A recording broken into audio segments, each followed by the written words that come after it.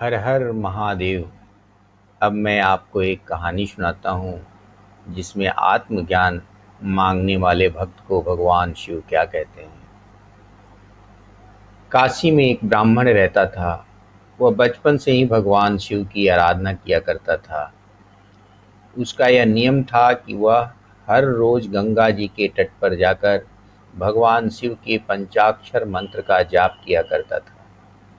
ऐसा करते हुए उसे अनेक वर्ष बीत गए, परंतु भगवान शिव के दर्शन नहीं हुए। इस बात से वह अत्यंत दुखी हुआ और सोचा कि काशी में भगवान शिव नहीं रहते हैं।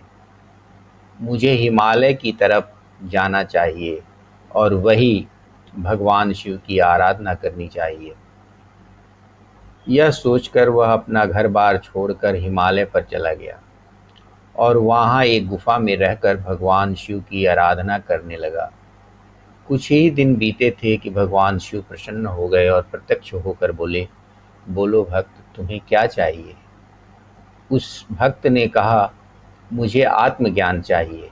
इस पर भगवान शिव बोले, और कुछ मांग लो, आत्मज्ञान मैं नहीं दे सकता। भक्त बोला, प्रभु आपके लिए भी कुछ असंभव है, फिर आप हमें आत्मज्ञान क्यों नहीं कराना चाहते। भगवान शिव बोले, आत्मज्ञान छोड़कर तुम कुछ भी मांग सकते हो जो इस संसार का हो। भक्त ने कहा, मगर क्यों प्रभु।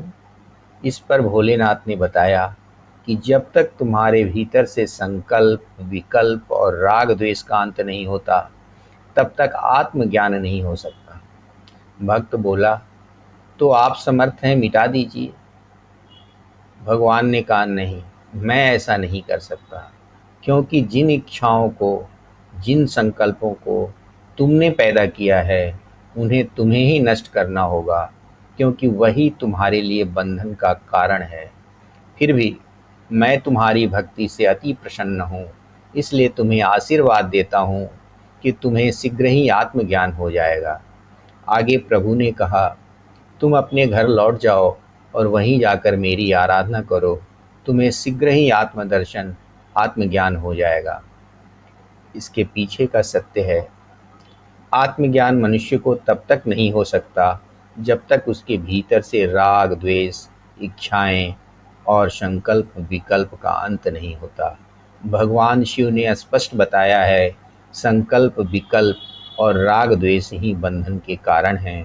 जब तक वह हमारे भीतर बने रहेंगे, तब तक हम आत्मदर्शन कैसे कर पाएंगे। जय शिव शंकर।